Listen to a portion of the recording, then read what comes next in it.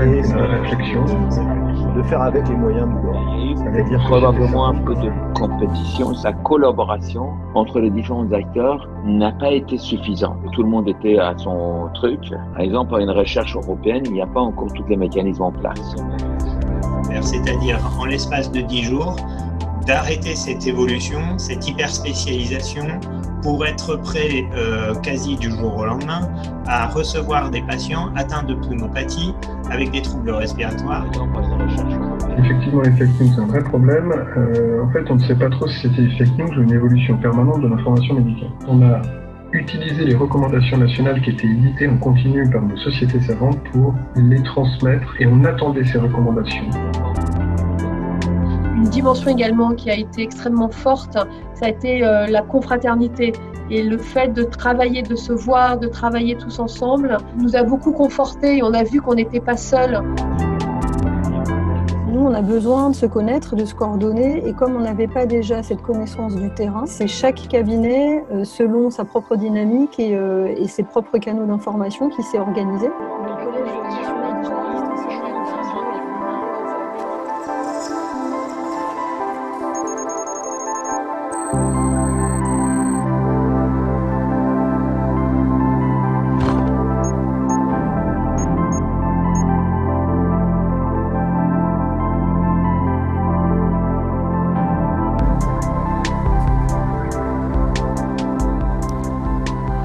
Bonjour à tous, merci d'être là. Nous sommes ici pour discuter avec vous d'abord et avec nos invités des connaissances médicales. Connaissances médicales, comment les définir? Qu'est-ce que c'est? Pour quels bénéfices? Pour les professionnels de santé? Et qu'est-ce qui a changé avec la Covid? J'aurai avec moi deux invités, Monsieur Laurent Chouchana, qui se présentera plus en détail, qui est du Centre de pharmacovigilance de Cochin, de l'hôpital Cochin, et M. Bruno Falissard, qui est un expert en statistique, un PUPH en psychiatrie. Ils se présenteront mieux. Je dois excuser en dernière minute Madame Agnès Gentot. Madame Gentot est cadre infirmier et elle a vécu au lit du malade certaines expériences que j'essaierai de vous décrire rapidement parce que son expérience est importante à savoir sur la gestion des connaissances médicales. Est-ce que les paramédicaux ont eu leur place à dire dans ce moment? Les connaissances médicales, ou construire la connaissance, c'est un processus très long. Comme certains d'entre vous, puisque vous êtes assez nombreux à nous suivre, il y a un peu plus de 500 inscrits. La plupart viennent de CHU, de centres hospitaliers, nous avons quelques libéraux. Un certain nombre viennent de pays francophones non français, je les salue, que ce soit d'Afrique du Nord, de Belgique, de Suisse et peut-être cet après-midi du Canada.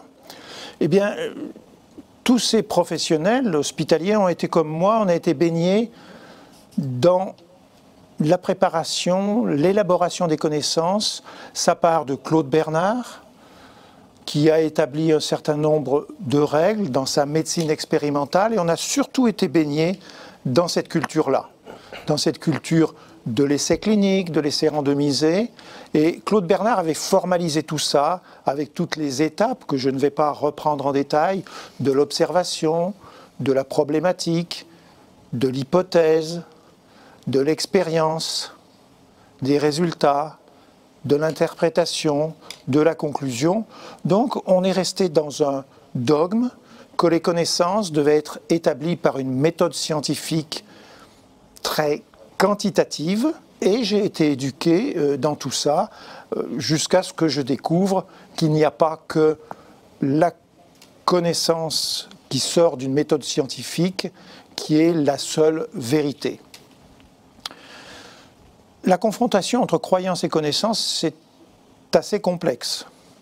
Il y a un certain nombre d'ouvrages, et vous en trouverez beaucoup. J'ai cité celui de M. Morabia, qui est un épidémiologiste suisse, qui actuellement est aux États-Unis, et rédacteur en chef d'une revue d'épidémiologie clinique, et qui a essayé de formaliser ça pour le grand public, en distinguant bien les connaissances dont je viens de parler, qui dérivent d'une méthode scientifique, presque en disant que ça doit être accepté par tous. Ça peut peut-être être discuté, mais ça devrait être accepté par tous. Et à côté de ça, il y a les croyances. Nous avons tous des croyances, j'ai des croyances, vous avez des croyances. Qu'est-ce que c'est que les croyances? Est-ce que ce sont des certitudes sans preuve? Quelle est la frontière entre connaissance et croyance? Nous pourrons discuter de ça. Faut-il reproduire les faits, les valider et ensuite ne plus les discuter? Ou peut-on encore les discuter? Quelle est la place des émotions dans cette confrontation connaissance-croyance? Et aussi cette introduction que vous avez tous vue de ce qu'on appelle l'infodémie, les fake news au milieu de tout ça. Donc comment la confrontation croyance et connaissance avec les fake news peut survivre et comment doit-on nager, soit nous professionnels, soit les médias, soit le grand public. Donc cette distinction n'est pas très simple. Mais moi, au cours de ma carrière, je me suis aperçu qu'il y avait une diversité des chercheurs, une diversité des méthodes, et que finalement, si moi j'avais été élevé dans le segment qu'on appelle sciences, technologies, médecine, qui sont des méthodes hypothético-déductives, où les chercheurs, et on vient de le voir depuis Claude Bernard, proposent des hypothèses, vont les tester, vont dire qu'est-ce que valent ces hypothèses, où on va avoir des résultats, des tests statistiques, on va parler de validité interne, de validité externe, et on va être très certain de ce qu'on a prouvé. Eh bien, moi qui ai été élevé là-dedans, au cours de ma carrière, je me suis aperçu qu'il y avait aussi tout un pan de la science dans lequel j'avais été peu baigné. Dans ma génération, les jeunes sont peut-être plus baignés aujourd'hui, des sciences humaines et sociales, avec des méthodes tout à fait différentes, qu'on appelle inductives, d'une recherche enracinée, avec tout un jargon que finalement j'ai appris avec le temps, que ce soit la phénoménologie, la théorie ancrée, toutes ces choses-là, et l'acquisition des données pour arriver à générer des connaissances passe par des méthodes de terrain, d'interview, de focus group, des méthodes tout à fait différentes, et ces sciences apportent aussi des connaissances. Et ces connaissances ont aussi une validité forte. Donc, doit-on opposer ces deux segments, ces types de chercheurs? Doit-on les associer? Ça va être une partie de nos problématiques de ce jour. Nous allons essentiellement nous concentrer ce matin sur les connaissances, avec des questions importantes. Quel a été l'impact de cette pandémie, de ces nouvelles connaissances sur les anciennes connaissances que nous avions? Est-ce qu'il a fallu s'adapter à une rapidité d'évolution des connaissances? Est-ce qu'on était préparé à ça? Beaucoup de questions se posent. Est-ce que fallait-il générer des données à partir de petits échantillons ou fallait-il de grands échantillons? Vous avez tous vécu ces controverses entre chercheurs, entre disciplines et au sein d'une même discipline.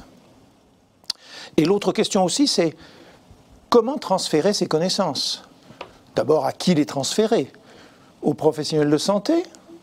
Comment les transférer? Dans la rapidité? Mais la rapidité, est-ce que c'est la validité?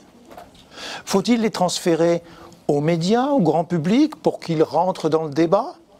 Donc vous voyez que là, je ne fais que citer quelques-unes des questions qui se posent. Et avant de passer la parole à M. Laurent Chouchana, je vous précise que vous avez la possibilité de poser des questions en live qui me seront immédiatement relayées et que je verrai, parce que nous en prendrons connaissance, parce que l'objectif n'est pas que nous ayons des monologues pendant longtemps. Chacun de mes orateurs va parler 5-6 minutes. Et après, nous aurons une grosse heure de table ronde et de discussion. Donc nous comptons sur vos questions et nous les prendrons. Nous en aurons nous-mêmes entre nous. Alors, je vais proposer à M. Laurent Chouchana de se présenter et de nous expliquer du côté du pharmacologue sa vision de la gestion des connaissances vis-à-vis des professionnels, des médias et comment il a vécu cette époque. Je vous remercie et je vous passe la parole. Merci Monsieur Maisonneuve, merci de m'avoir invité. Donc, Laurent Chouchana, je suis praticien hospitalier au centre de pharmacovigilance de l'hôpital Cochin à Paris et je suis membre de la SFPT, donc la Société française de pharmacologie et de thérapeutique. C'est vrai qu'il faut se remettre, je pense, en condition de février-mars 2020, où on était face à une nouvelle maladie, une maladie émergente, et on a tous dans nos hôpitaux, dès le début, été dans des boucles de mails pour en fait essayer de mieux comprendre ce qui se passait, de partager notre expérience. De mon point de vue, donc par rapport aux médicaments, on a très vite essayé d'écrire des protocoles au niveau local, qu'on a partagé entre infectiologues, entre réanimateurs, etc. Et surtout, on a essayé rapidement d'identifier les différents articles scientifiques, les différentes en tout cas, données valides qui pouvaient supporter tel ou tel traitement. Et puis, de mon point de vue pharmacologue, on a très vite vu poindre en fait le fait qu'on a oublié finalement les principes premiers de l'évaluation d'un médicament, d'une thérapeutique, à savoir d'abord ne pas nuire, d'abord ne pas être toxique, ne pas nuire aux patients, et puis secondairement avoir une efficacité clinique, avoir une efficacité validée, prouvée, ça on pourra y revenir dessus, mais en tout cas pas uniquement dans le tube à essai ou alors dans la boîte de pétri, et ça je crois que c'était extrêmement important. L'autre point qu'on a vu rapidement aussi émerger, c'était finalement le danger d'avoir une communication grand public et une promotion de certains médicaments, certaines molécules par différentes personnes, et donc du coup d'avoir une promotion grand public qui entraînait des comportements qu'on a vu rapidement apparaître, des comportements d'automédication, des mises en danger de patients, avec finalement des risques qui sont apparus et qu'on a très rapidement identifiés. Et donc au sein de la SFPT, il y a un groupe s'est constitué très tôt, dès mi-mars 2020, dès l'annonce du confinement, dès les premières communications sur les médicaments et sur en fait toute la crise qu'on voyait poindre, qui allait durer plusieurs mois, et puis on est encore dedans. Dès les premiers jours, a été mis en place un site Pharmacovid dans le Gironde, donc, qui a été mis en place par la SFPT, avec pour objectif de fournir au grand public, mais pas que, également aux professionnels de santé, de fournir une information validée, et là aussi on pourra y revenir, en tout cas une information scientifique robuste, des connaissances actuelles sur des médicaments qui pourraient soit être bénéfiques pour traiter le Covid, soit à l'inverse qui pourraient aggraver le Covid. Et donc cette banque de données a été mise à jour de manière quotidienne au départ, puis ensuite hebdomadaire, avec actuellement plus de 190 questions qui sont en ligne et qui reposent chaque fois sur des articles scientifiques, on va dire, robustes. Donc c'est vrai que la difficulté qu'on a vue initialement, c'était vraiment de communiquer sur des connaissances scientifiques et pas que, en tout cas pour faire la part des choses par rapport à l'ensemble des informations qui circulent, notamment les fake news et toutes les informations non robustes, et que le grand public puisse se faire une idée un peu de tout ça. Merci. Il me vient déjà des questions à l'esprit, mais je vais les garder. Et puis, vous faites partie d'une de ces professions dont on a découvert l'existence avec les infectiologues ou avec d'autres professions qui étaient probablement parfois méconnues du grand public. Vous êtes d'accord? Tout à fait. Et il faut expliquer ce que vous faites et à quoi vous servez en plus. Voilà. Bon, nous n'avons pas d'état d'âme là-dessus, mais on a aussi découvert des statisticiens. Et des psychiatres. Et des psychiatres, voilà. Donc ce sont des nouvelles professions, et tant mieux, mais on verra les avantages et les risques. Merci pour tout ça, et je vous rappelle que vous pouvez poser des questions. Alors comme je vous l'ai dit, je regrette l'absence de Madame Gentot, qui a un problème de santé simple, qui sera résolu, mais qui n'a pas pu se déplacer. Et de façon relativement maladroite, je traduirai quelques-uns de ces messages. Madame Gentot est cadre infirmier dans un hôpital à Dijon et a vécu la crise du côté des paramédicaux. Ces messages sont en gros d'abord un gros décalage entre l'information au lit du malade et ce qu'eux voyaient dans les médias. Avec certains qui avaient décidé de ne plus regarder les médias parce que ils n'avaient pas la même vision de la maladie quand ils étaient au lit du malade, avec un certain nombre d'adaptations de leurs pratiques, de cadres nouveaux qui débarquaient, je m'excuse, de nulle part et qui ne savaient plus ou qui découvraient des choses auxquelles ils n'étaient pas préparés, de paramédicaux qui avaient des ventilateurs qui n'étaient pas ceux qu'ils avaient l'habitude d'utiliser, avec d'autres choses. Donc d'abord, des difficultés de tout ça. Des difficultés aussi pour les paramédicaux dans les recommandations, parce que les recommandations ont été très médicales. ils n'y ont pas retrouvé souvent de recommandations pour les gestions de stock, pour les médicaments, ou voire pour leurs pratiques. Donc le message, c'est aussi de dire que les paramédicaux, dans la médiatisation et dans la gestion des connaissances, ont été plutôt oubliés. Alors, leur place n'était peut-être pas celle qu'ils auraient dû avoir dans cette gestion des connaissances et de tout. Nous pourrons en discuter et nous essaierons au mieux, nous trois, de gérer vos questions là-dessus. Donc, en gros, elle fait une conclusion de sidération, de colère parfois, de non-préparation, de gestion des décès qui étaient dans les émotions.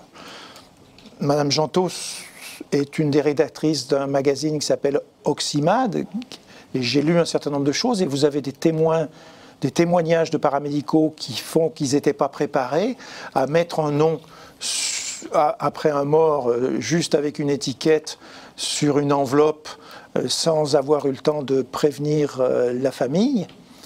On a des témoignages poignants d'infirmiers qui disent: j'avais eu la fille 2 heures avant au téléphone et je lui avais dit que tout allait. Qu'est-ce qui s'est passé quand le médecin l'a appelé 2 heures plus tard pour lui annoncer la mort que personne ne prévoyait? Donc il y a toute une gestion des connaissances qui a été difficile. Je terminerai par une des citations d'un éditorial de Madame Gentot dans Oxymag que j'ai reprise et que je vais vous lire. Davantage que le manque d'anticipation, ce sont l'arrogance et le dogmatisme avec lesquels des certitudes souvent divergentes ont été énoncées par certains scientifiques et politiques que les soignants, confrontés aux formes graves de la maladie, pardonnent difficilement. Pourtant, ils se sont mobilisés avec abnégation, comme l'illustre ce dossier de ce journal, de ce magazine. Et les mots de certitude divergente sont forts, et je pense que nous aurons à en reparler. De façon relativement maladroite, j'ai essayé d'exprimer ce qu'aurait voulu dire Madame Gentot. Peut-être qu'elle a la force de nous écouter et qu'elle passera des questions ou des messages, et nous l'écouterons quand même. Donc nous avons eu la position et la vision d'un pharmacologue. Je viens de vous décrire un petit peu la position de paramédicaux, et je remercie Monsieur Falissard qui va se présenter pour nous dire sa vision de son côté de l'établissement des connaissances, de la gestion des connaissances, et me dire si cette confrontation connaissance et croyance est la bonne ou est-ce que je me trompe. Bonjour à tous, donc Bruno Falissard, je suis, comme Hervé Maisonneuve l'a dit, enseignant de statistique à Paris-Saclay. Je m'occupe d'un centre de recherche INSERM, le CESP, Centre de recherche à l'épidémiologie et santé des populations. Ma spécialité clinique, c'est la pédopsychiatrie. Et puis je suis membre de l'Académie nationale de médecine, qui a été très active pendant cette pandémie. Et je trouve qu'il a apporté un contrepoint dans tous les débats scientifiques qu'il y a eu, et on avait besoin de contrepoint. Alors, ma réaction quand tout ce bazar est arrivé, ça a été ambivalent, c'est-à-dire que d'un côté, quelle catastrophe, de tous ces gens qui racontent n'importe quoi, et d'un autre côté, un soulagement, enfin, on se rend compte que c'est n'importe quoi quelque part. C'est-à-dire qu'avant, on avait un discours complètement carré, alors, est-ce que tel traitement est efficace? Et les journalistes, quand ils nous interrogeaient, ils nous disaient, alors, l'ostéopathie, c'est efficace ou c'est pas efficace? Alors, les antidépresseurs, vous avez, sur votre blog, vous avez beaucoup communiqué sur les antidépresseurs, c'est efficace ou c'est pas efficace? En fait, nous, on sait bien que ça dépend, la réponse. Voilà. Ça dépend. Sauf que quand on dit ça tous les jours, les gens ils nous disent « mais non, mais vous ne pouvez pas dire ça, on doit savoir si c'est efficace ou pas ». Donc là, enfin, on voyait que c'était compliqué. Alors, ce qu'on a vu aussi, c'est qu'en fait, il y a des clans. Et on a vu, alors je ne vais pas citer le nom, mais tout le monde l'a en tête, à Marseille, quelque part, quelqu'un qui appartient au clan des biologistes. Alors, il est un peu spécial, hein, mais il a une pensée biologique, c'est-à-dire, alors, bernardienne. On a un virus, pour guérir les gens, on va prendre une molécule qui agit sur le virus, hein, dans une pensée mécanistique. Voilà, et je pense que ça va être efficace. Et pour montrer l'efficacité, je prends 30 patients, je les compare à des patients historiques, et puis on bidouille un peu des statistiques, et on dit ça marche. Mais en fait, les statistiques, ils s'en fichent. Ce qu'il veut, c'est le mécanisme. Et puis, il y a de l'autre côté, on a eu le clan des statisticiens, de ceux qui font des essais et qui le regardaient en disant « mais raconte n'importe quoi, nous allons faire un bel essai, vous allez voir ce que vous allez voir ». Et ils ont pêché par orgueil, ils ont fait un truc énorme et qui n'a pas abouti, et parce que, en fait, faire des essais, c'est compliqué. Voilà. C'est-à-dire, on en revient toujours au même, montrer l'efficacité d'un traitement, c'est compliqué, sauf quand le traitement, tout le monde voit qu'il marche. Alors là, effectivement, les biologistes et les statisticiens sont d'accord. Et c'est là qu'il faut revenir en arrière. Il y a un historien de la recherche biomédicale qui s'appelle Harry Marks, qui est un Américain, qui a écrit un petit livre sur The Progress of Experiments, l'évolution de la recherche, de la méthodologie de recherche biomédicale au cours du XXe siècle. Et il dit qu'en fait, il y a ce clivage entre les biologistes et les statisticiens qui arrive dès Claude Bernard. Claude Bernard, il avait un ennemi qui s'appelait Pierre Louis et qui était un statisticien. Et Claude Bernard, dans l'introduction à la médecine expérimentale, il dit « Mais non, mais les statistiques, ça ne servira à rien pour savoir si les médicaments marchent. Les statistiques, c'est comme analyser les urines dans les urinoirs de la gare Saint-Lazare. Tout est mélangé. Comment voulez-vous décider de ce qui se passe chez les gens dans les urinoirs de la gare Saint-Lazare ?» Et c'est là qu'on voit qu'il a eu tort, parce que dans l'épidémie, en analysant les os, justement, eh bien, on est arrivé de voir... voilà. Donc, en fait, alors, néanmoins, Claude Bernard... son succès énorme, ça a été la lutte contre les infections bactériennes, c'est-à-dire que là, effectivement, on a une maladie avec une cause, il faudrait revenir sur ce mot, on agit sur la cause, c'est l'antibiotique, on guérit le malade, et à l'époque, les maladies bactériennes, c'était un drame absolu. Et donc, on a eu une révolution thérapeutique avec un succès énorme. Et la vaccination fait partie aussi.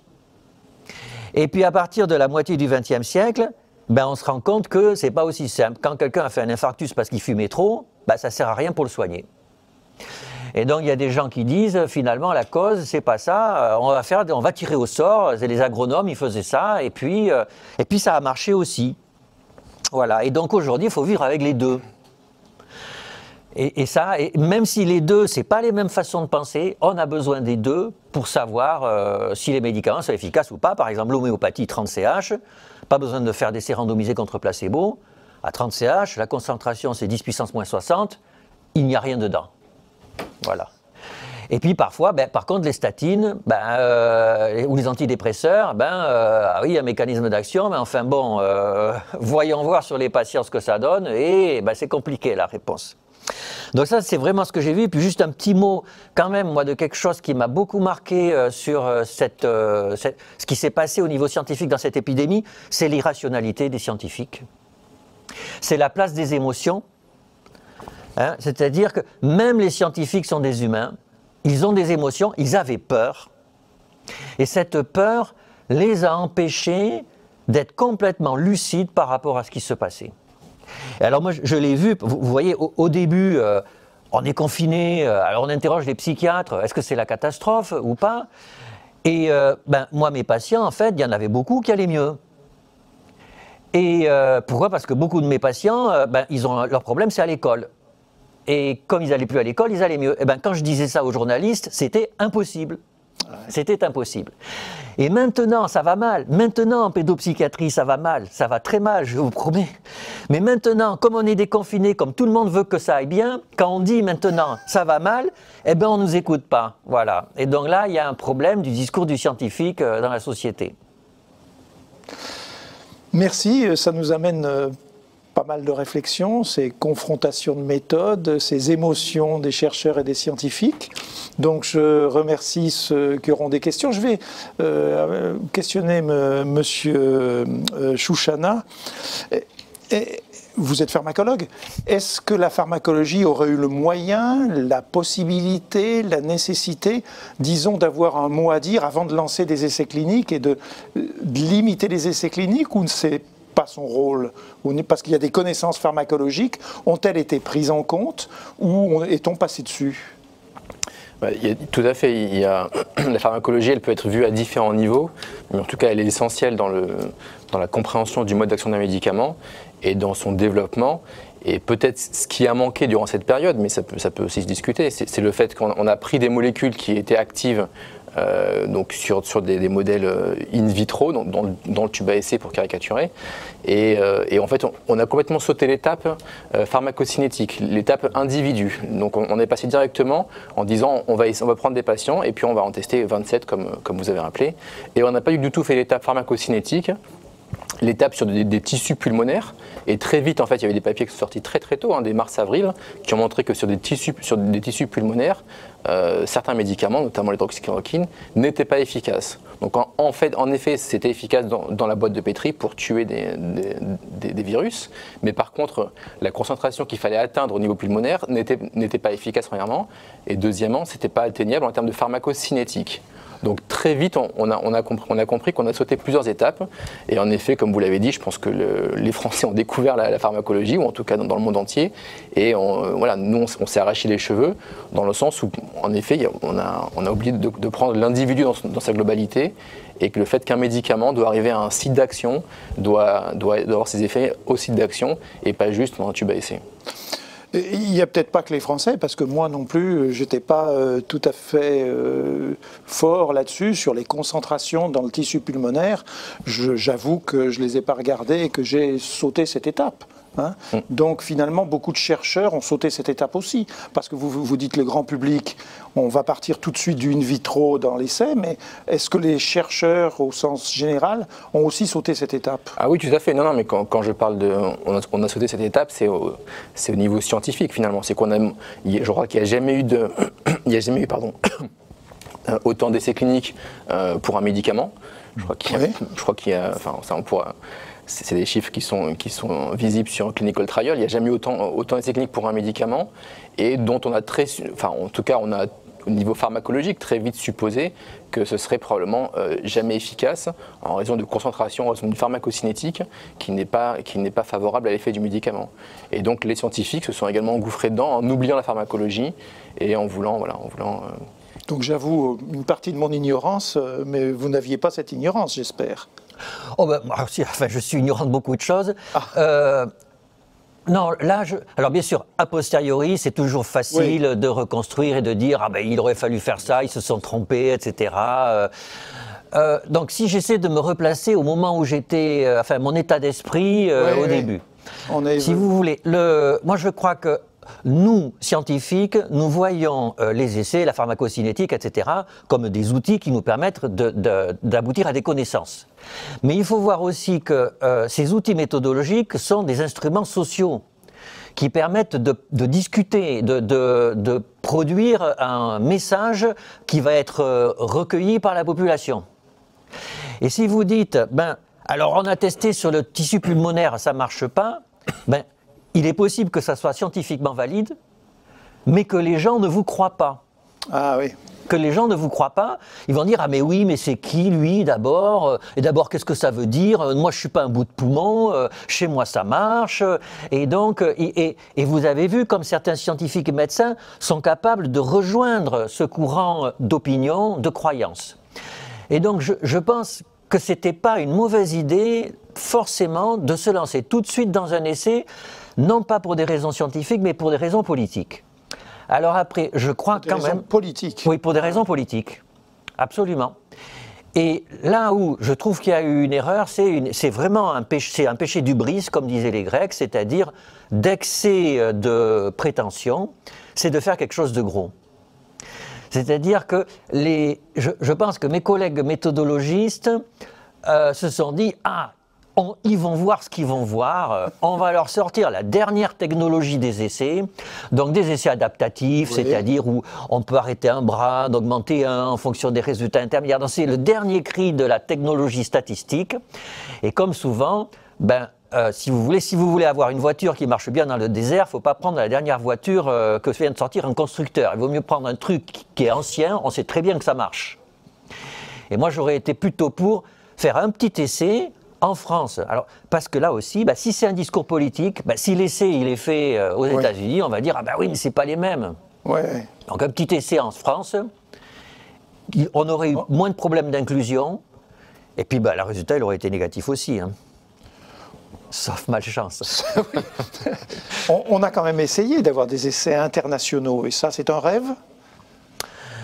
Alors, faut voir que l'essai international, le problème, c'est qu'à la fin, il va y avoir un article avec un premier auteur et un dernier auteur. Ah, d'accord. Oui.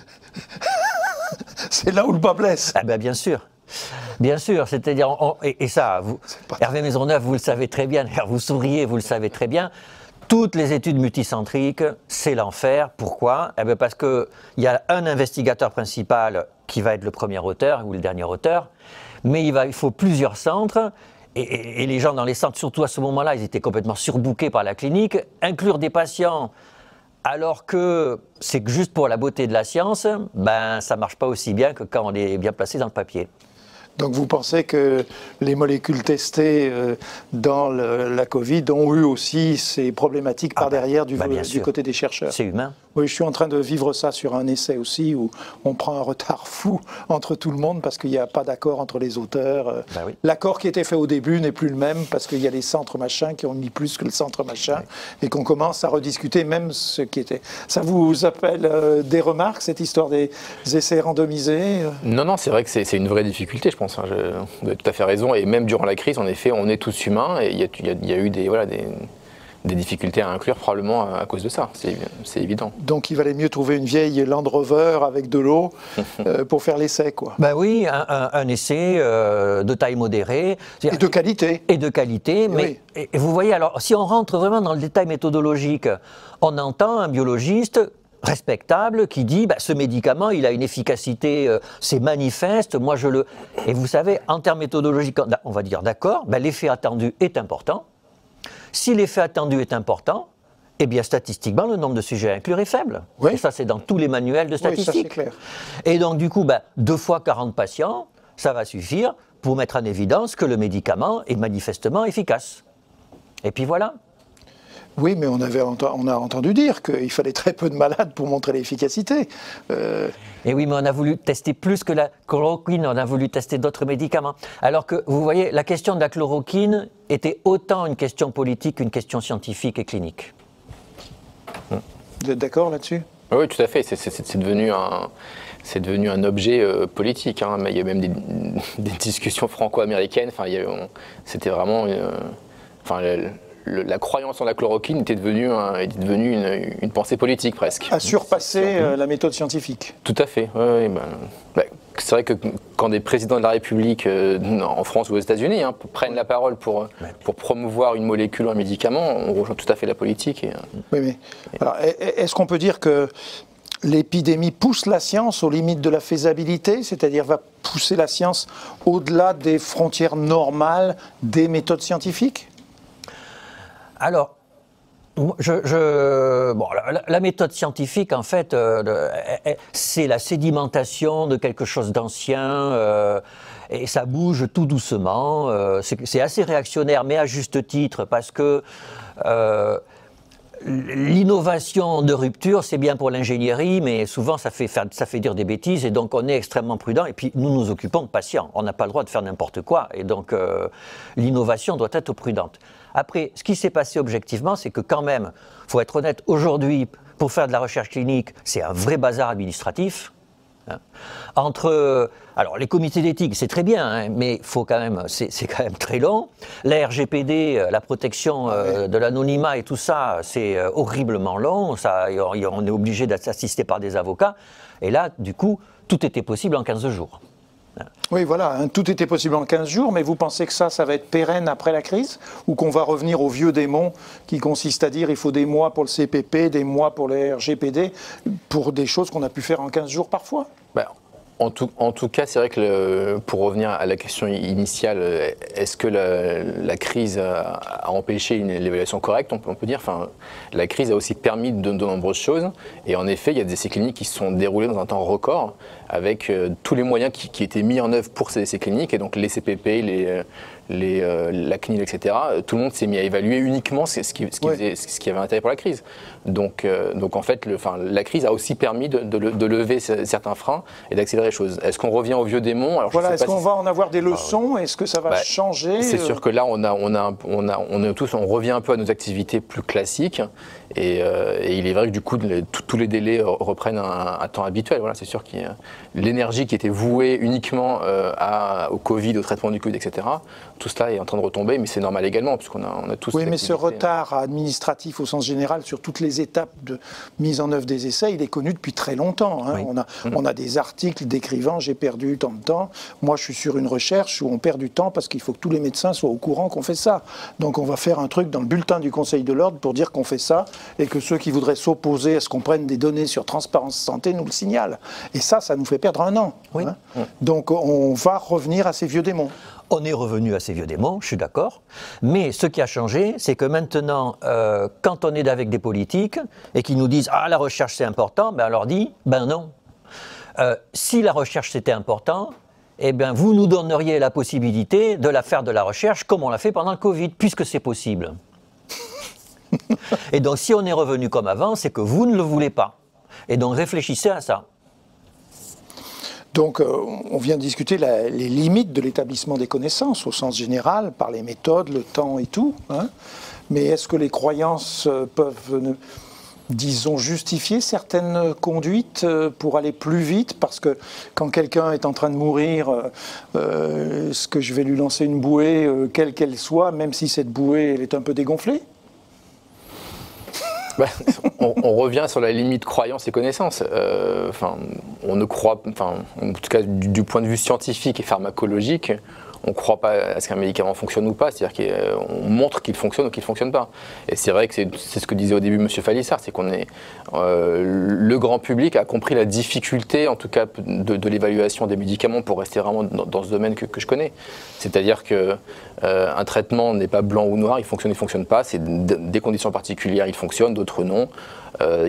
Tous les traitements ont également des risques. On a également parlé de vieux médicaments qui étaient commercialisés depuis 50 ans, donc forcément il n'y a pas de risque, puisque c'est sur le marché depuis 50 ans, tout le monde entier en a reçu, en Afrique on a reçu des grammes et des grammes. Mais en fait, c'est pas ça l'évaluation des médicaments, tout ça dépend de la situation, et c'est bien plus complexe que blanc ou noir. Vous êtes sûr que le grand public a compris? Moi, j'ai discuté avec ma voisine hier soir qui ne veut pas se faire vacciner, alors qu'on se connaît bien, mais... Alors, je ne sais pas s'il a compris, mais en tout cas, il y a quand même des nuances qui ont été apportées, et je pense quand même que les gens ont compris que c'était plus le bazar que, pour reprendre l'expression initiale de Falissard. Ils ont compris que c'était plus le bazar qu'autre chose, non? Non? Ou est-ce qu'ils ont la connaissance, disons, de les méthodologies de recherche, d'établissement des connaissances, a progressé dans le public? Alors, oui et non. Il faut quand même se souvenir que, curieusement, cette épidémie est arrivée après la présidence Trump, où on a quand même eu l'avènement du concept de post-vérité, oui, qui aujourd'hui se pose de façon très aiguë. Et vous parliez des problèmes du vaccin, on est quand même là en plein dans vous savez que on pensait que les personnes qui ne veulent pas se faire vacciner étaient des personnes qui n'ont pas accès à la connaissance, qui ne sont pas éduquées, alors que ce n'est pas vrai du tout. Les personnes qui ne veulent pas se faire vacciner, on les trouve beaucoup chez les enseignants et chez certains soignants, d'où l'idée d'obliger la vaccination. Donc en fait, c'est plus profond que ça. Dans votre introduction, vous avez proposé l'opposition croyance-connaissance, qui est, je pense, aujourd'hui un nœud qui doit être un nœud de réflexion. C'est que... Et qui demande quand même un peu d'humilité. Si je vais prendre l'exemple... Oui, donc on ne peut pas les opposer. Prenez votre exemple. À moitié. On va prendre l'exemple qu'on sort tout le temps, c'est la Terre est ronde, puisqu'il y a des gens qui croient que la Terre est plate. Alors, on sourit, bien sûr que la Terre est ronde, mais je vous dirais, est-ce que vous pouvez me démontrer que la Terre est ronde? Alors vous me direz, on a pris des photos, là, on a voilà, un astronaute. Ben oui, mais si ça se trouve, moi je ne connais pas ce monsieur, on le présente dans les médias. Si ça se trouve, il y a un complot. Et donc, et puis, imaginez que toute votre vie, vous ne bougerez pas au-delà de 50 km de l'endroit où vous êtes né. comme c'était le cas il y a 300 ans. Mais ça arrive toujours. Vous pouvez faire l'hypothèse que la Terre est plate, personne, expérimentalement, personne ne pourra vous prouver le contraire.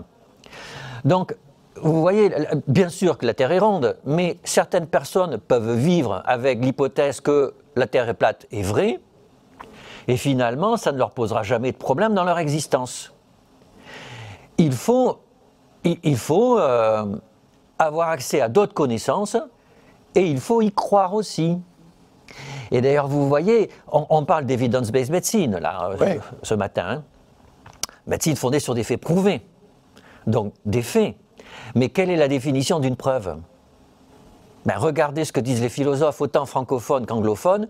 Une proposition est prouvée quand elle est établie par une méthodologie reconnue et qu'elle entraîne une croyance. Et qu'elle entraîne une croyance. Et voilà. Oui. C'est qu'il y a quelques essais randomisés sur l'homéopathie 30CH qui sont positifs. Eh bien, je n'y crois pas.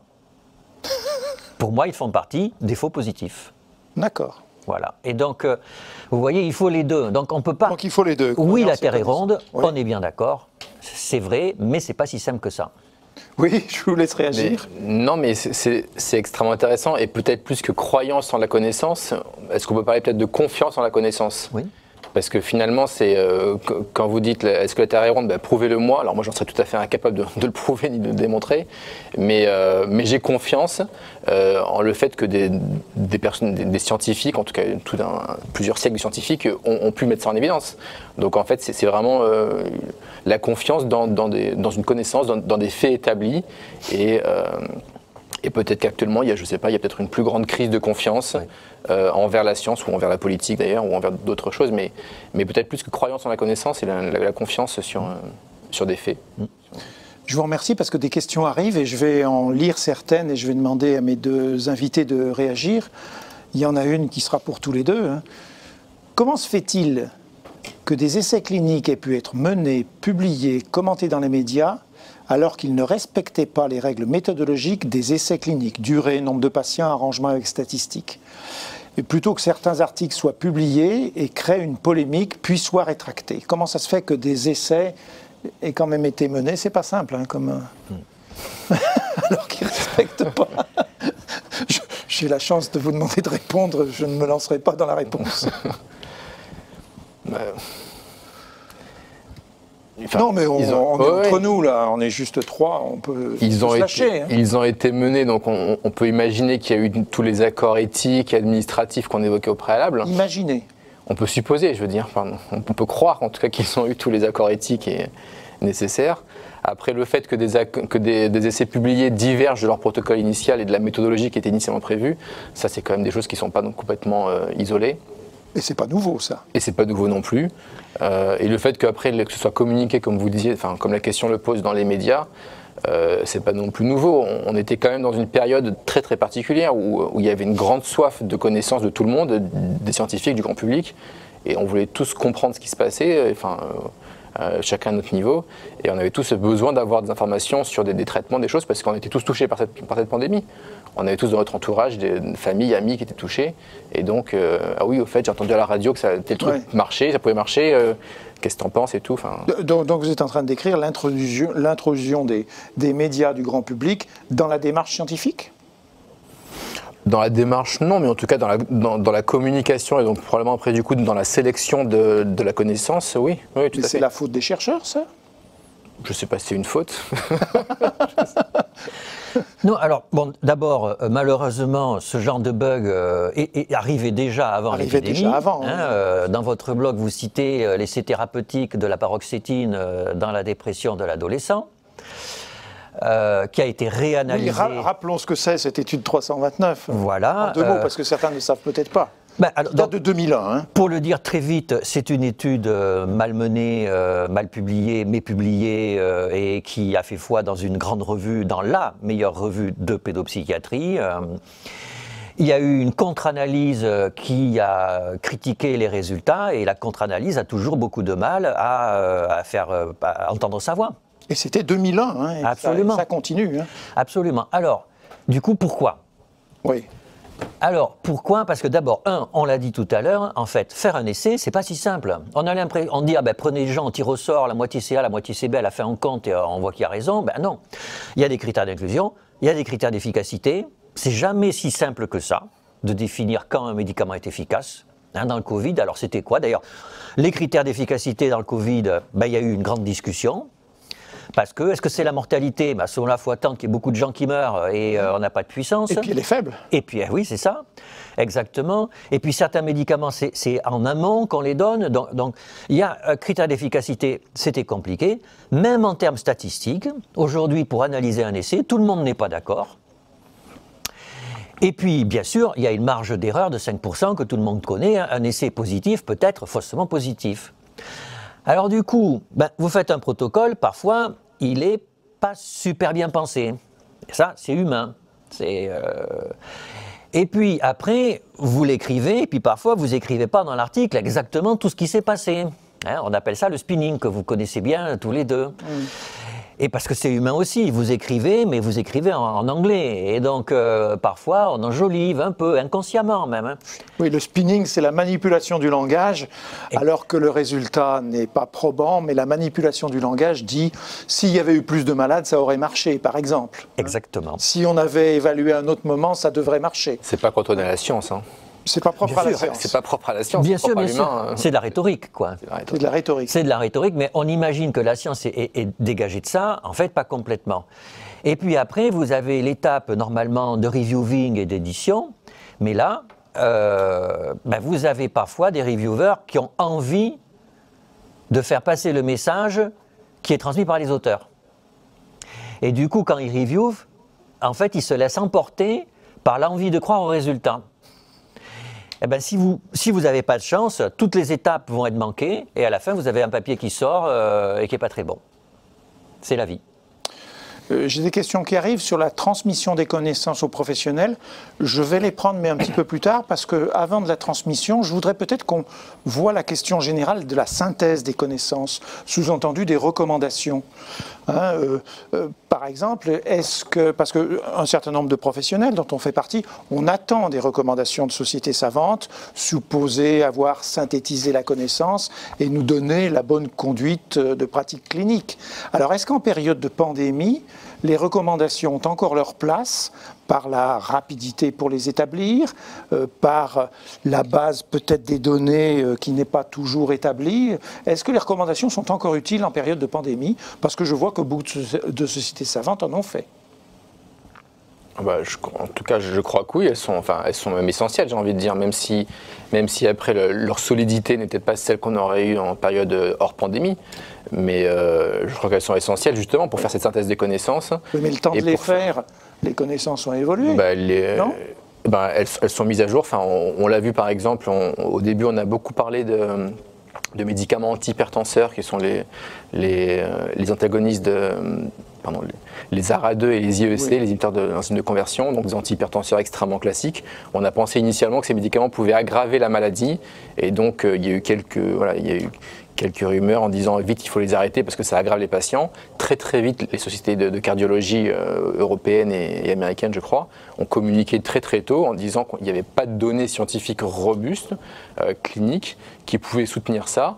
Éventuellement un mécanisme, mais en fait faire arrêter des traitements à des millions de personnes, voire des milliards de personnes, parce que c'est des médicaments qui sont quand même extrêmement consommés, c'est sûrement plus à risque. Et donc ces recommandations ont été émises très tôt, et puis ensuite elles ont évolué en fonction des publications qui sont apparues.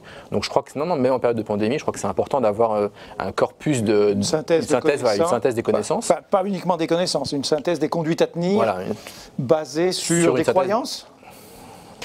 Alors, vous voyez ce que vous dites là? Non, mais c'est intéressant ce que vous dites là, parce que c'est quelque chose qu'on entend beaucoup de la part des autorités de santé, et de mon point de vue, ça participe à une déqualification de l'expertise médicale, et qui est dommageable. Si vous voulez, c'est qu'avant, dans les années 50-60, il y avait l'éminence based medicine, c'est-à-dire le patron a dit, donc il a raison, voilà, et c'était, bien sûr, c'était pas bien, on est complètement d'accord. Et du coup, là, on est passé à complètement l'opposé, une opinion d'un médecin qui a 30 ans d'expérience ne vaut rien. Eh bien, c'est excessif aussi, c'est-à-dire que quand vous avez des médecins très expérimentés qui se réunissent, qui discutent, et là ça va beaucoup plus vite que de faire une essai randomisée, et qui disent, ben voilà, les IEC, attention, il faut faire gaffe, etc. Est-ce qu'on est tous d'accord? On a tous lu la littérature, elle est mince, mais on doit prendre des décisions. Est-ce qu'on est tous d'accord? Ben, s'ils sont tous d'accord, c'est leur devoir de le dire, et je pense que c'est le devoir des autorités de santé de reconnaître la valeur de l'expertise médicale. Oui, mais tous ces médecins, ils sont pleins de conflits d'intérêts. Ah oui. Bon, on ne va pas rentrer dans cette discussion. C'est vrai, c'est vrai. C'est un problème, c'est vrai, mais il faut le dire. Voilà, c'est aussi il faut être transparent. Voilà, il faut être transparent. Mais ils sont quand même de plus en plus maintenant affichés et connus, et en tout cas, enfin, les liens financiers. Après, les liens moraux, c'est autre chose. Mais, Oui, donc cet établissement des connaissances, vous avez un petit peu bougé, ouvert sur ce problème des agences du politique qui pourraient intervenir dans les recommandations. Moi, ça me fait penser à ce que vous connaissez sur la maladie de Lyme, où, par exemple, notre Haute Autorité de Santé, je n'ai pas peur de le dire, est allée contre 24 sociétés savantes pour établir des choses. Est-ce que c'est un dysfonctionnement? Est-ce que c'est acceptable? Je sais que la question n'est peut-être pas politiquement correcte. Ouais. Vous pouvez avoir un droit de réserve. C'est compliqué. C'est compliqué, oui. Non? Alors, moi, je vais prendre un exemple concret, qui sont les recommandations de la Haute Autorité de Santé dans la prise en charge de l'autisme. Ah ouais. Eh bien, le problème, c'est que on fait reposer des recommandations sur des données de la science, mais les données de la science, elles viennent d'où? Elles viennent des structures qui ont de l'argent pour faire des recherches. Donc les médicaments ou certaines thérapies pour lesquelles c'est plus facile de montrer qu'il y a une certaine efficacité. Et alors si vous prenez toutes les psychothérapies un peu longues, eh bien, où on va trouver l'argent pour faire les essais? Voilà, oui. Donc il n'y a pas d'études, donc on dit que ça ne marche pas. Donc on dit que ça n'est pas recommandé. On dit que ça n'est pas recommandé parce qu'il n'y a pas eu d'études. Alors, je comprends la logique. Hein. Oui. Je comprends la logique, mais il faut faire à ce rythme-là. Moi, j'ai des collègues en Afrique qui utilisent des soins depuis des années, qui sont culturellement adaptés à leur population, financièrement adaptés, mais comme c'est pas prouvé, forcément parce qu'il n'y a pas d'études qui sont faites en Afrique avec ces soins-là, eh bien, leur gouvernement leur dit il faut arrêter, il faut prendre les soins dont on a montré qu'ils étaient efficaces aux États-Unis. Et on se tire une balle dans le pied. Donc, il faut un peu d'humilité. Prendre un peu de recul, les données, c'est capital. Voilà, les données, c'est capital. Les mécanismes d'action, c'est capital. Mais il y a aussi un contexte social, culturel, une expérience qui doit aussi nourrir les recommandations. Je vous propose de parler un petit peu de ce transfert de connaissances aux professionnels, de voir, et là on abordera les paramédicaux, bien qu'on n'ait pas la compétence de parler pour eux, et peut-être que des questions viendront spécifiquement là-dessus ou des remarques. Je vais partir d'une question qu'on a reçue. On évoquait la divergence des connaissances publiées et ou transmises aux soignants à la clinique.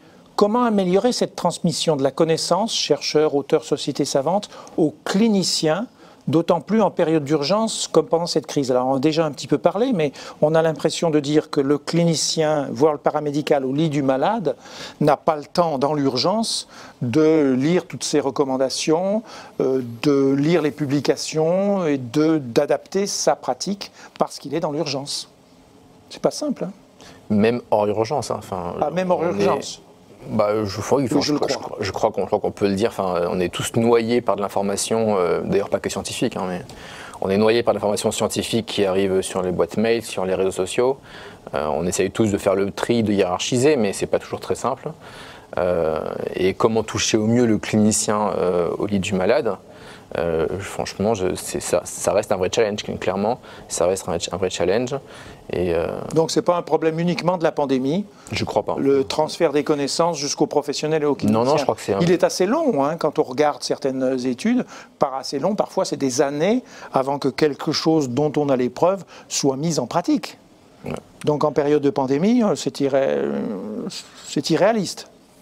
Oui. Il y a quand même des marges de progression qui sont faisables.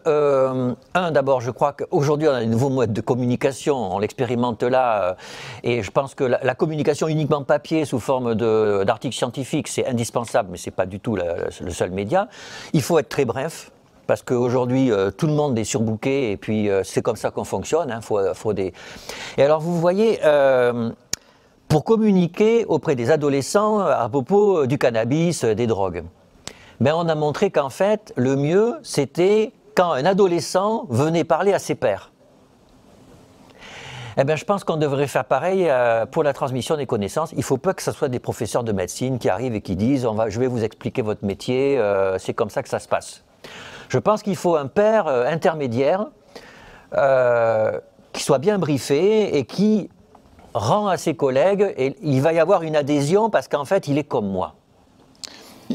Ça me fait penser à l'initiation de l'evidence-based medicine qui, pour partie, a été un échec, parce que quand vous regardez l'initiation de l'evidence-based medicine, il faut que ce soit un cardiologue, un pneumologue, un gastro-entérologue qui l'apprennent et qui, dans son environnement, font ça. Et avec le temps, ça a été presque une appropriation, soit des méthodologistes, soit des statisticiens, soit des agences, et que le clinicien lui-même, bien sûr, il y est, mais n'a pas été en première ligne de l'evidence-based medicine.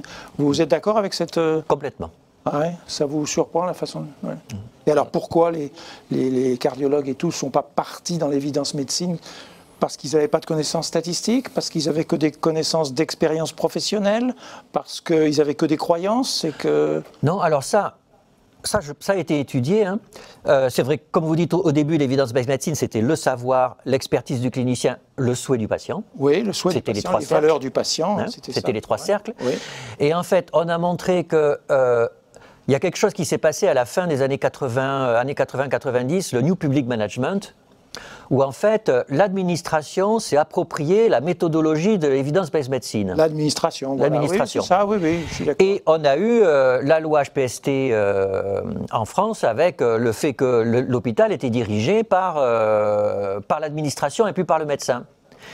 Et donc, du coup, l'évidence-based medicine, on a stigmatisé à la fois ce qui relevait de l'expertise clinique, parce que le médecin était mis à côté, et la voix du patient, c'est pas politiquement correct de la mettre à côté, donc on a mis des échelles de qualité de vie, des choses comme ça, des questionnaires de satisfaction, comme ça il est dedans, mais pas trop, parce que sinon ça met le bazar. Donc pour moi c'est politique. C'est politique. C'est politique. Je relais une question qui nous revient et qui est tout à fait là-dedans, et merci à ceux qui nous envoient des questions. Comment mieux mettre en valeur l'expérience clinique dans la connaissance scientifique? Avant que je passe la parole à M. Falissard, peut-être que vous n'avez pas de réponse. Oui, non, vous avez le droit. J'ai pas spécialement de réponse.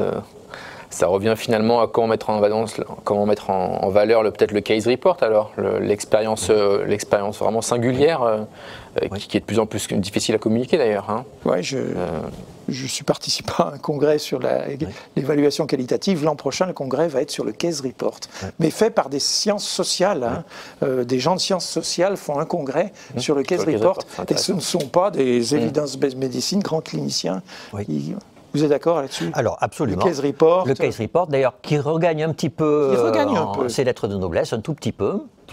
Les approches qualitatives, alors il y a un vrai changement là dans les 5 dernières années. C'était porté uniquement par les médecins généralistes et les spécialistes de soins infirmiers. Maintenant, beaucoup d'autres spécialités médicales s'en servent. Alors après, moi je pense que plus généralement, on doit avoir une position d'humilité par rapport à ce qu'il y a dans un article. L'article dit quelque chose, c'est un savoir statistique, c'est-à-dire sur un sujet moyen. En tant que soignant, vous n'avez jamais un sujet moyen en face de vous. Donc vous avez le devoir de connaître ce qui se passe à partir des statistiques, mais vous avez le devoir aussi de vous interroger sur la transposabilité à ce patient unique du savoir statistique. Donc de l'humilité par rapport à la connaissance. Et puis, il y a de l'innovation, il y a des méthodes bayésiennes maintenant pour analyser les essais, où en fait, notamment dans les maladies rares, où on n'a pas assez de sujets matériellement pour faire l'essai, et donc on va faire de l'élicitation de connaissances auprès d'experts pour avoir leur a priori sur le produit, qu'il soit médicamenteux ou pas. On va faire l'étude randomisée et on va mélanger les deux sources de savoir pour faire la conclusion, et ça se publie. Moi, je suis un défenseur du cas clinique. Il y a eu un vieux bouquin de M. Génissec traduit en français sur la casuistique, qui a été oublié. Et vous savez pourquoi on n'a pas beaucoup de cas cliniques? Non. Ben, mon hypothèse, elle est simple. Publier des cas cliniques pour une revue vous fait baisser le facteur d'impact. Donc vous n'avez pas intérêt de publier des cas cliniques. C'est une des hypothèses qui explique la non-diffusion des cas cliniques. Ça vous surprend, cette hypothèse? Non, non, ça ne me surprend pas, mais du coup, est-ce que ça ne renvoie pas finalement au poids peut-être excessif de l'évidence-based medicine, justement, et qu'en fait, alors, poids excessif, oui. Comme le disait M. Falissard, c'est un sujet moyen, c'est une moyenne statistique, mais qui n'est pas tous les patients.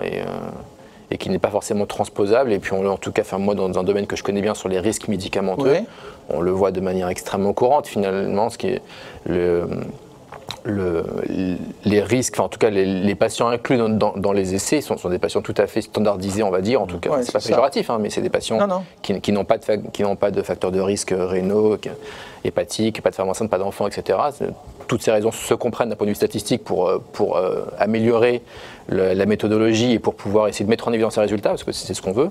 Mais néanmoins, du coup, après, une fois que le médicament est commercialisé et puis est commercialisé sur la population générale, tout le monde le reçoit. Enfin, une population bien plus large le reçoit que celle qui est incluse dans l'essai clinique. Et donc, en fait, le patient standard, on n'est plus dedans et puis on voit apparaître plein de risques a posteriori. On est bien d'accord. Merci pour ceux qui nous posent des questions. Je vais en sélectionner une encore, il en arrive. D'abord celle-là, puis il y en aura une spécifique pour M. Chouchana après. Comment diffuser la connaissance en situation d'incertitude sur l'établissement des données scientifiques? Et alors, est-ce que dans ce cas-là, les croyances prennent le pas sur la connaissance en situation d'urgence? Est-ce que la croyance prend le pas en situation d'urgence sur la connaissance? Moi, je reformulerai la question, là aussi en étant honnête avec nous-mêmes. Nous sommes pétris de croyances, voilà. Elles nous infiltrent et nous vivons comme ça. Après, nous avons le devoir, comme soignants, au moment où nous agissons, de prendre un peu de recul et de se dire, même si c'est dans l'urgence, ce que je fais, est-ce que ça repose sur quelque chose de rationnel, de solide, d'étayé? Si la réponse c'est oui, en avant. Si la réponse c'est non, il faut que je me dise pourquoi je fais ça alors? Pourquoi je fais ça? Si en fait, il y a des situations cliniques où on n'a pas de données. Ouais. Voilà. Et ça arrive plus souvent qu'on ne le pense. Parce que le patient, il est insuffisant rénal et comme ça, et là, moi, je n'ai pas de données. Donc, je vais utiliser mon savoir à moi, mais mon savoir à moi, c'est mes croyances, en ce que je pense de la médecine, et je vais agir. Mais il faut que je sois lucide. Voilà, il faut que je sois lucide par rapport à ça. Avant d'aborder la question du transfert de ces connaissances aux professionnels, et on va essayer de parler un petit peu des paramédicaux, j'ai une question plus spécifique pour M. Chouchana, à la fois ma question et puis la question qui vient d'un internaute, et je vous remercie d'en poser. La première qui est plus personnelle, vous avez fait allusion à ces 190 questions qu'a mis votre société savante, questions sur la pandémie, sur le Covid, qui a mis en ligne pour le grand public. Donc, comment avez-vous validé les données que vous avez mises en ligne et quelle a été la perception du grand public? Et puis, je viendrai sur la deuxième question d'un internaute. Comment gérez-vous la connaissance scientifique autour des vaccins? Mais ça, on le verra après. Donc, déjà, dites-nous comment a marché cette expérience, qui est assez unique. Peut-être que d'autres me le diront, eu d'autres sociétés savantes qui ont bougé là-dessus, mais cette expérience est à voir. Expliquez-nous, là. Donc c'est l'expérience de PharmaCovid, qui est un site internet qui a été développé par la SFPT. En fait, elle s'est nourrie du public, elle s'est nourrie en fait de ce qu'on voyait sur les réseaux sociaux et puis en fait des différentes questions qui étaient posées initialement au centre de pharmacovigilance. Où vous savez que les CRPV, les centres de pharmacovigilance, ont un rôle dans l'information sur le médicament en France. Donc on recevait des questions de médecins libéraux, mais également de patients, pour savoir est-ce que je peux prendre tel médicament, j'ai le Covid, est-ce que c'est dangereux ou pas, ou j'ai le Covid, est-ce que je dois arrêter ce traitement, j'ai un asthme, est-ce que je dois arrêter mes corticoïdes inhalés, voilà. Donc très vite on a vu en fait ce besoin de connaissance, ce besoin en tout cas de transférer de la connaissance. Et donc ce site a été mis en place, je vous le disais, mi-mars 2020, très tôt. Ah, mi-mars. Mi-mars 2020, très tôt. Initialement, il y avait 1-2 questions. Et puis après, au début, c'était sur les AINS. Il y a eu aussi beaucoup de questions sur les anti-inflammatoires, vous savez. ne sais pas si vous vous rappelez, mais il y avait même le ministre qui a tweeté ne prenez pas d'INS si vous avez une suspicion de Covid. Donc là, on rejoint la politique d'ailleurs. Oui, on rejoint la politique là encore. Et donc cette banque de questions, alors comment ça fonctionne? Donc c'est alimenté par les questions du public et puis par celles qui nous arrivaient. Vous avez une veille sur les réseaux sociaux, ça veut dire? Exactement, veille sur les réseaux. Et secondairement, on a mis sur le site un formulaire où les personnes qui visitaient le site pouvaient poser leurs questions. Et puis les CRPV également faisaient remonter leurs questions. On faisait ensuite une revue de la littérature, donc on partait chaque fois de connaissances, on va dire validées, en tout cas publiées, des données publiées, pas des données qui sont encore pas validées. Et donc on faisait une revue de ce qui était publié sur le sujet, en hiérarchisant en fonction du niveau de preuve qu'avait l'article. Et puis on faisait une synthèse qui était rédigée par une ou deux personnes, un ou deux pharmacologues, revue ensuite par 2 pharmacologues seniors. Donc une revue avec 2 personnes pour avoir éventuellement, s'il y a une divergence, pour pouvoir avoir une discussion. Et ensuite tout cela est validé d'un comité éditorial. Voilà. Donc oui, en fait, vous avez travaillé trois niveaux. La nuit et le week-end. Alors moi, j'ai pas participé tant que ça, mais c'est vrai que les collègues qui ont participé ont été très sollicités. Après, en fait, le giron s'est élargi et en fait, finalement, l'ensemble de la communauté pharmacologique y a participé. Les pharmacovigilants, le collège de pharmacologie médicale et puis la société savante. Donc je vous avoue que moi, je savais que ça existait, donc j'allais voir. Mais quelle a été la perception du grand public? Est-ce que c'est arrivé au grand public? Alors, il faut voir que ça a été mis en place avec des moyens extrêmement mineurs.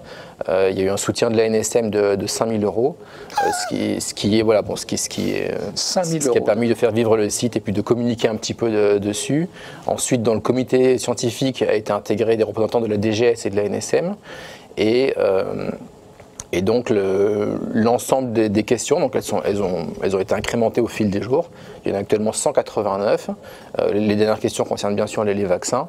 Et il y a à peu près 1,6 million de visites, de vues sur ces pages-là. 1,6 million. Et le compte Twitter qui est associé à 1,3 million de vues. Donc je pense que sur l'échelle d'Internet au niveau français, ça reste modeste. Ça reste modeste, mais c'est une bonne expérience. Je pense que ce n'est pas négligeable. C'est une expérience qui a été en tout cas extrêmement appréciée, je crois, des autorités de santé, parce qu'on s'est rendu compte qu'il y avait manqué peut-être ce chaînon-là de communication validé auprès du grand public. Oui, vous ouvrez la question qui a été ouverte par Bruno Falissard, de la communication au grand public, ouverte parce que vous avez parlé de l'Académie de médecine, qui a été pour moi une des rares institutions à avoir des parts de voix dans le public. Je veux dire, les sociétés savantes au sens général, à l'exception de ce que vous avez fait, ont été relativement absentes. Mais ce sera l'objet d'une autre table ronde de la place de tout ça. Et les vaccins, alors, comment vous faites là? Les vaccins. Vous faites rien? Non, on fait beaucoup. Les vaccins, comment on fait, c'est-à-dire comment on surveille la vaccination? Non, pas uniquement ça, mais sur votre site, vous actualisez, vous avez des questions vaccins? Alors tout à fait, sur le site, il y a des questions vaccins. Je crois que les vaccins, peut-être même encore plus que pendant le Covid, on voit paraître beaucoup de fake news, en tout cas de fausses informations, de rumeurs, de croyances aussi. Je crois qu'on peut employer le terme de croyances d'ailleurs souvent non fondées, beaucoup de défiance envers la vaccination. Et donc là encore, il y a une vingtaine de questions, 15-20 questions spécifiques au vaccin. Et là, c'est une revue pareil de la littérature et puis des données de pharmacovigilance qui sont actualisées. Et également une revue des positions des différentes agences françaises, européennes et bien sûr américaines, où il y a quand même maintenant, on est quand même maintenant à 6 mois de vaccination, donc on a quand même un socle de connaissances, de données qui devient solide. Il y a plusieurs centaines de millions de doses dans le monde qui ont été administrées. On est à 1 milliard. On est peut-être à 1 milliard, tout à fait. Oui, on a passé le milliard, je crois. Donc, mais c'est pareil, ça change tous les jours, ça évolue régulièrement. Alors, il nous reste un gros quart d'heure et je vous remercie pour vos questions. Le transfert de ces connaissances aux professionnels lui-même, on l'a déjà un petit peu abordé. Alors, Madame Gentot, dont on regrette l'absence, m'a fait part du fait que les paramédicaux ont été exclus de ce transfert. Donc, ils ont fait avec leurs moyens, avec leurs incertitudes. Ils ont été décalés de tout ceci. Moi, je n'ai pas d'expérience de terrain de paramédical. Peut-être que vous en avez côtoyé, que vous avez un message, ou alors vous ne vous sentez pas suffisamment non, mais c'est le symptôme de la formation des paramédicaux en France. Quand vous allez au Canada, il y a des professeurs d'université de soins infirmiers. Ah bah oui, moi je vois en Belgique. Et donc du coup, il y a des laboratoires de recherche, etc. Alors ça bouge un peu en France. Il y a un bout du programme hospitalier de recherche clinique qui est dédié aux soins infirmiers. Oui. Il y a des programmes de doctoraux pour les soins infirmiers, mais c'est quand même très timide et très en retard. Et donc du coup, nous n'avons pas la culture de la communication scientifique auprès des paramédicaux. C'est un défaut de notre pays. Donc si je vous posais la question, comment les préparer à la gestion des connaissances pour une prochaine pandémie, vous êtes presque en train de me dire qu'on n'y arrivera pas. Ben, on y arrivera si on fait monter en gamme les formations et la recherche. Alors, et là, j'en reviendrai. Vous savez, aujourd'hui, il y a les formations de soignants avancés. Et je pense que ça peut être un relais très intéressant pour faire passer l'information auprès des paramédicaux. Puisqu'encore une fois, la communication entre pairs est toujours plus efficace qu'une communication qu'une communication descendante. On est bien d'accord. J'ai encore des questions qui arrivent. Pour M. Chouchana, est-ce que les connaissances sur la vaccination d'un point de vue scientifique sont totalement établies aujourd'hui? On découvre encore aujourd'hui des mécanismes nouveaux de vaccination. Alors, si on parle spécifiquement des vaccins Covid, après 6 mois de vaccination massive au niveau occidental et au niveau mondial, on a un socle extrêmement important, mais on continue à avoir en tout cas des signaux qui arrivent, des signaux de pharmacovigilance, donc des suppositions de nouveaux effets indésirables qui sont explorés.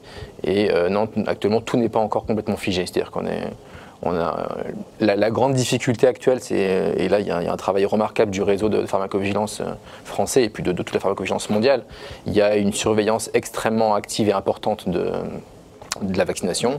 Il y a un nombre de déclarations de suspicion d'effets indésirables qui est sans précédent dans l'histoire, comme clairement. Sur toutes les connaissances voilà, tout à fait. Et du coup, la difficulté vient en fait d'établir un lien de causalité entre un événement qui va survenir chez un patient le lendemain, 3 jours, 4 jours, une semaine après une vaccination, le rôle du vaccin, ou est-ce que finalement cet événement serait survenu, quoi qu'il en soit. Donc la grande difficulté vient de là, vu qu'on vaccine toute la population, il y a forcément des événements qui surviennent dans les jours qui suivent. Et donc tout cela est encore analysable, encore en train d'être analysé. Et en effet, on n'a pas pour l'instant fini, je pense, ce travail. J'ai 2 questions qui me viennent encore, et c'est pour tous les deux. Chaque spécialité construit sa propre connaissance. Comment envisager une connaissance plus transversale? Alors, d'abord, on n'imagine pas à quel point on est compartimenté, rien que le fait qu'il y ait des cardiologues, des neurologues, des dermatologues. Et non pas des internistes qui... Et voilà, et ça, c'est le tribut payé à Claude Bernard. C'est-à-dire, Claude Bernard, c'est la fonction glycogénique du foie. Oui. Donc, c'est le fonctionnement de l'organe. Le malade a une maladie qui correspond au dysfonctionnement d'un organe que l'on va réparer. Du coup, des spécialités médicales compartimentées pour le meilleur et pour le pire. Et donc aujourd'hui, il faut revenir à une vision plus intégrative. Ouais. Et on en prend quand même un peu le chemin avec la montée en gamme de la médecine générale. C'était il y a 10 ans, la médecine générale universitaire en France n'avait rien à voir avec ce qu'elle est aujourd'hui. Voilà. C'est long, hein, c'est long. C'est long, mais oui, mais parce qu'il faut... C'est obligatoirement long. Absolument, et les urgentistes et la psychiatrie, qui est quand même aussi le stigmate d'un dualisme corps-esprit dans la médecine qui est quand même un petit peu particulier. C'est qu'en cancérologie, on a aussi des patients qui sont des sujets pensants et qui ont une vie intérieure qui leur pose problème. Voilà. Et de l'autre côté, nous avons aussi des patients avec un cerveau, et ce cerveau peut avoir des soucis qu'il faut regarder sous un angle somatique.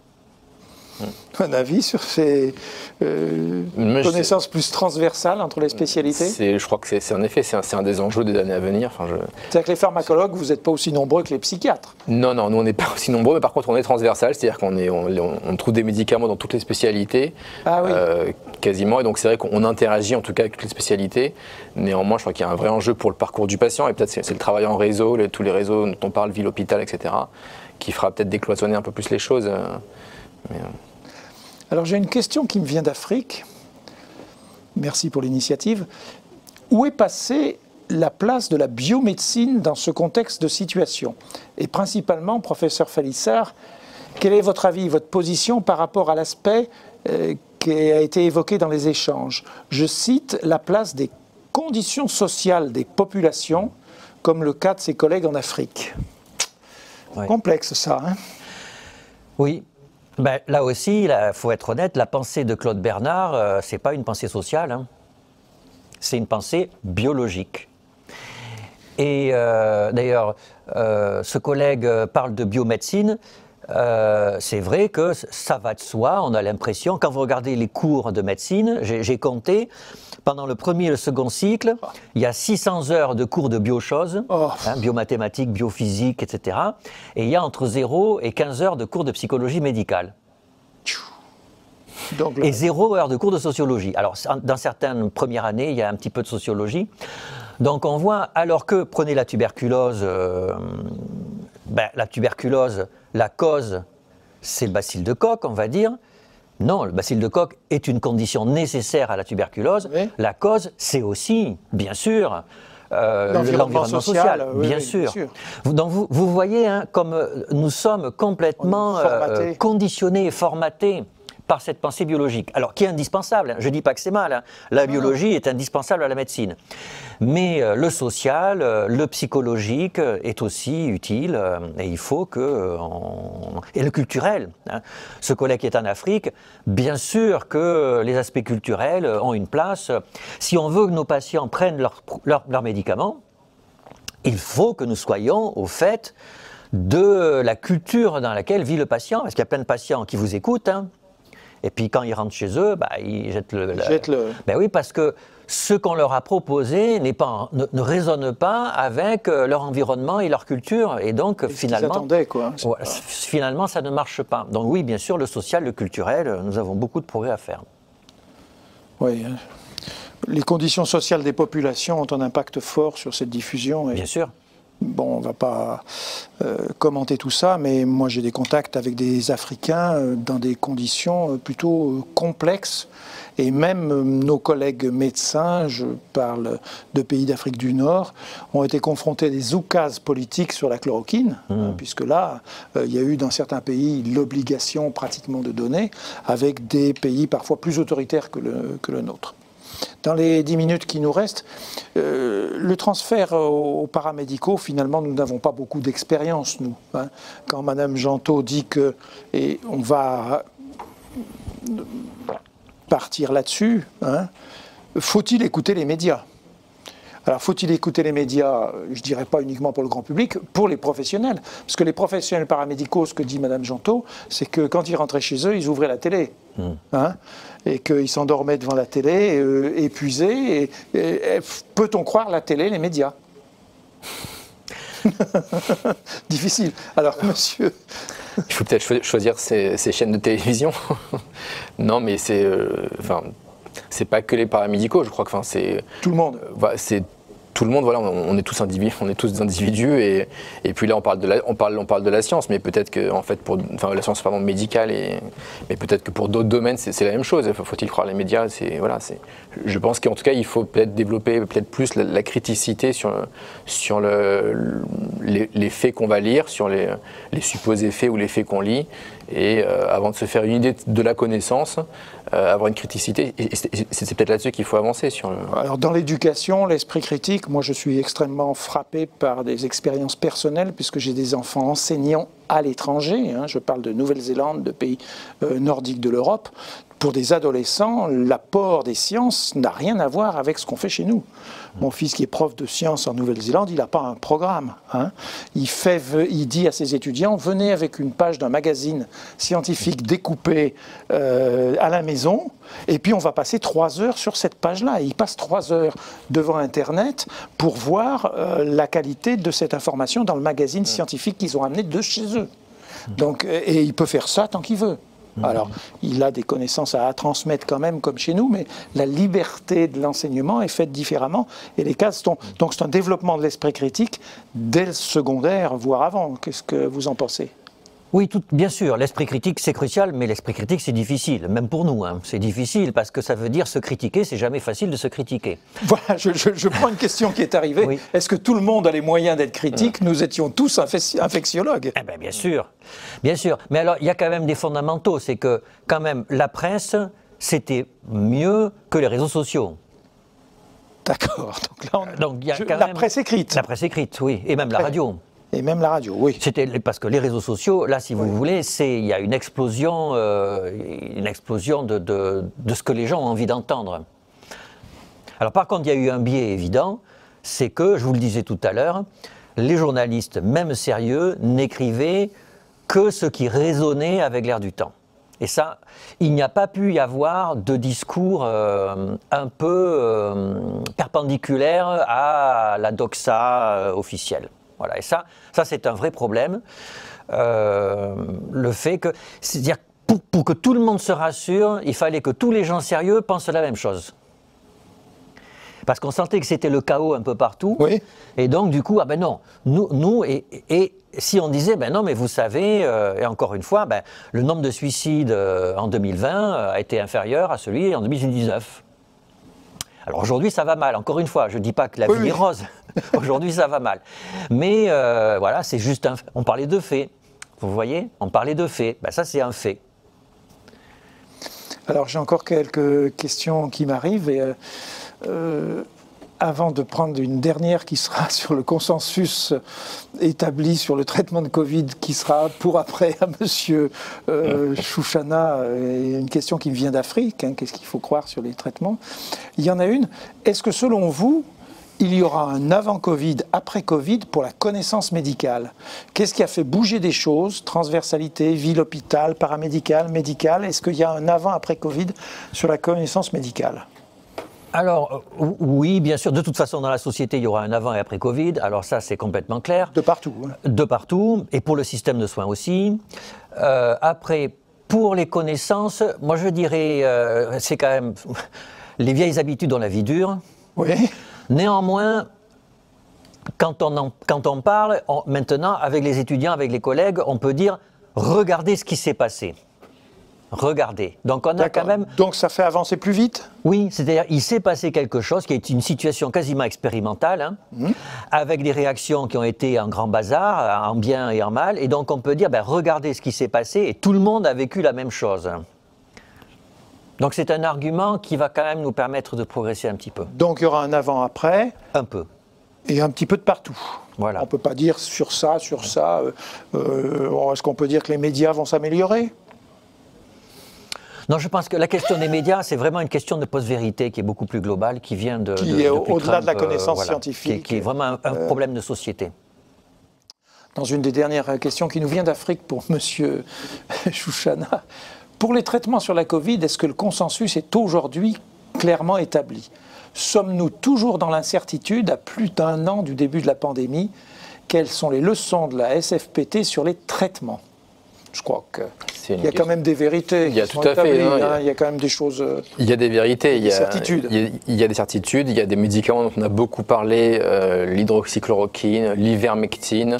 Dont on n'a jamais eu de preuve d'efficacité. La colchicine. L'hydroxychloroquine a été testée, donc on le disait, dans de très nombreux essais cliniques, dans toutes les situations, en prévention, en PrEP, donc en fait en post-exposition, oui, dans les formes mineures ambulatoires, dans les formes modérées, hospitalisées sous oxygène, critiques en réanimation intubé ventilé. Dans toutes ces situations, je crois qu'on n'a jamais été capable de montrer une efficacité de ce médicament, donc c'est probablement qu'il n'y en a pas. L'ivermectine, pareil, il y a eu de très nombreux essais cliniques. Donc zinc, la vitamine D. Bon, alors ça, les niveaux de preuve sont beaucoup plus faibles, mais c'est pareil, il n'y a aucun travail, on va dire, robuste qui montre une réelle efficacité. Le seul médicament qui sauve les patients et qui diminue le nombre de morts, c'est la dexaméthasone, ce sont les glucocorticoïdes. Je crois que c'est le seul médicament qui a montré une diminution de mortalité importante. Oui, mais ça, on l'a vu très vite et puis on n'a plus fait d'essais après, alors. Non, il y a eu plusieurs essais qui ont été faits au début. Il y a eu plusieurs essais. L'essai international, l'essai anglo-saxon Recovery l'a également montré, tout à fait. Non, il y a de nombreux essais qui l'ont montré, avec une estimation de la réduction de la mortalité assez constante, aux environs 30%, dans les formes sévères à critiques. Il y a probablement peut-être quelques médicaments, notamment le tocilizumab, qui est un anti-inflammatoire, un anti-IL6, un anticorps monoclonal, qui est habituellement utilisé dans la polyarthrite rhumatoïde, qui, selon les essais, est efficace, pas efficace. Et là encore, on voit la difficulté de montrer l'efficacité. Il y a encore des divergences. Selon les populations, voilà, il y a encore des divergences, mais néanmoins, il y a probablement un effet, mais qui reste relativement mineur. Il y a d'autres médicaments aussi anti-inflammatoires qui sont testés, notamment le baricitinib, qui peut-être montre un effet, mais là encore, c'est discutable. Et finalement, le seul traitement robuste, c'est un des plus vieux médicaments, c'est les corticoïdes. C'est peut-être une ironie de l'histoire, je ne sais pas, mais en tout cas, c'est ce qui réduit la mortalité chez les formes, attention, chez les formes sévères hospitalisées, parce que ça a aggravé les patients qui étaient dans des formes ambulatoires. Oui, il ne s'agit pas de le prendre à l'école dès qu'on Non, tout à fait. Voilà. Au contraire, en fait, on a pu montrer, il a été montré que ça a aggravé les formes mineures. Les formes mineures. Tout à fait. Ah oui, d'accord. Donc, voilà, en tout cas, il n'y a pas de traitement. Voilà, et puis il n'y a pas de traitement miracle. Ça, c'est une évidence, je crois, qu'on peut dire. Donc là, c'est une vraie évidence, parce qu'il se passe encore beaucoup de choses. Il y a encore des essais en cours, on a encore plusieurs essais en cours. Oui, mais alors, vous êtes en train de me dire qu'on gaspille de l'argent public ? Je ne sais pas si de l'argent public, je ne sais pas. Peut-être qu'en tout cas, non, ce n'est pas toujours de l'argent public. Oui, c'est ça. Peut-être qu'en tout cas, on gaspille peut-être un peu d'énergie, ça c'est sûrement. Même d'ailleurs, peut-être des questions éthiques, parce qu'il y a sûrement des molécules dont on sait qu'elles ne marcheront pas. Enfin, on sait, en tout cas, on a de forts arguments pour le penser, mais qui sont encore testés. Je voudrais donc terminer dans les 3 minutes qui nous restent en demandant à chacun quel est le message fort qu'il aura à nous donner sur l'établissement des connaissances, sur l'esprit critique, sur Claude Bernard, sur les sciences sociales, sur tout ce qu'il veut. Quel est le message fort, et chacun de mes 2 invités vont en donner un. Avant ça, je voudrais remercier tous ceux qui nous ont écoutés, tous ceux qui nous ont posé des questions, remercier Elsevier qui nous accueille pour cette émission, que d'ailleurs je crois que vous pourrez avoir en replay, qui était sur la génération des connaissances, sur la confrontation avec les croyances, sur les méthodologies différentes selon les spécialités. Vous auriez chacun 1 ou 2 messages forts pour conclure ? Oui, rappeler que c'est compliqué. Évaluer un soin, c'est compliqué. Mais en plus, là, on a beaucoup parlé de soins industriels. C'est-à-dire un médicament, ça se duplique à l'infini et donc ça simplifie l'évaluation. En médecine, il n'y a pas que des soins industriels. Il y a aussi des soignants, des chirurgiens, des psychothérapeutes, des kinésithérapeutes. Et évaluer un soignant au-delà du soin industriel, c'est encore plus compliqué. Voilà, donc beaucoup d'humilité. Quand on dit ça marche, beaucoup d'humilité. En prenant en compte l'environnement, les conditions sociales, qui sont les oubliés de ces évaluations, on est d'accord ? Exactement. Monsieur Chouchana, quelques messages sur... Je rejoins tout à fait sur la pharmacologie tout à fait qu'on a découvert. Voilà, tout à fait. Non, je rejoins tout à fait la notion d'humilité en fait sur les médicaments. Et vraiment, je reviens, je crois, sur la notion de criticité et en tout cas de hiérarchisation des informations. On a, en tout cas, il y a de plus en plus de journaux scientifiques, des revues plus ou moins sérieuses. Et je crois vraiment toujours se poser la question, si on n'a pas les moyens méthodologiques de pouvoir analyser un essai, parce que c'est quand même pas simple, hein, en tout cas de se poser la question des résultats, pourquoi est-ce qu'ils ne sont pas reproduits dans d'autres essais, pourquoi est-ce que finalement c'est publié que dans telle revue et pas dans telle autre, et en tout cas toujours prendre du recul sur les faits scientifiques, parce que les faits s'accumulent, mais la connaissance finalement arrive progressivement avec une accumulation de faits scientifiques, et un fait ne fait pas la science, quoi. Je voudrais terminer d'une part en vous remerciant, en vous disant qu'il y a quelques internautes qui nous ont transmis des messages de bravo. Donc on a peut-être un petit peu avancé si on n'a pas les solutions à tout. Nous vous retrouverons pour une prochaine séance qui sera gérée par le professeur Adnet, que certains connaissent, qui a écrit Les Fantassins de la République, qui a été au cœur à Bobigny du SAMU et de la maladie. J'aurai la chance d'être un des orateurs sur ce plateau, où moi je vous parlerai de la gestion des connaissances par les sociétés savantes Sous-entendu, je m'excuse vis-à-vis de l'académicien. Pour moi, je ne sais pas si l'Académie de médecine est une société savante, mais nous pourrons discuter de ça. Je vous remercie et on vous retrouve tout à l'heure. Et merci à M. Chouchouna et à M. Falissard. Merci à tous.